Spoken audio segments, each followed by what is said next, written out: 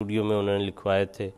کہ کیا عورتیں اپنے ایام مخصوصہ کو کوئی میڈیسن لے کے روک کر روزے رکھ سکتی ہیں رمضان کے دنوں میں؟ دیکھیں حضرت صلی اللہ علیہ وسلم کے دور میں تو ایسا کوئی نظام موجود نہیں تھا، نہ کوئی ایسی دوائیاں موجود تھیں، تو اس وقت جیسا کہ پہلے ذکر ہو چکا کہ اسی طرح ان کو یہ نصیحت کی جاتی تھی کہ اس کے بدلے میں آپ نے بعد میں روزے رکھنے ہیں۔ لیکن اگر آج کل ایسی کوئی دوائیاں موجود ہیں تو حضرت خلیفۃ المسیح رابع رحمہ اللہ تعالیٰ کا بڑا واضح ارشاد ہے، حضور نے فرمایا کہ صرف یہ دھیان رکھ لیں آپ کہ اس سے آپ کی صحت کو تو کوئی نقصان نہیں پہنچتا۔ اگر آپ کی صحت کو کوئی نقصان نہیں پہنچتا، میڈیکل کے لحاظ سے یہ بالکل درست ہے اور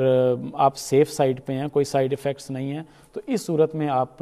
کر لیں۔ ورنہ بعض اوقات حضور نے فرمایا کہ اگر خون کا دباؤ ہو تو اس سے اگر روک دیا جائے تو بعض اوقات کینسر کی صورت بھی بن جاتی ہے، تو اس لیے یہ دھیان رکھ لیں کہ صحت کے لحاظ سے نقصان نہ ہو، باقی روزے کے لحاظ سے کوئی نقصان نہیں ہے، شرعاً ان کا روزہ بھی ہو جائے گا اور دوسری جو عبادات ہیں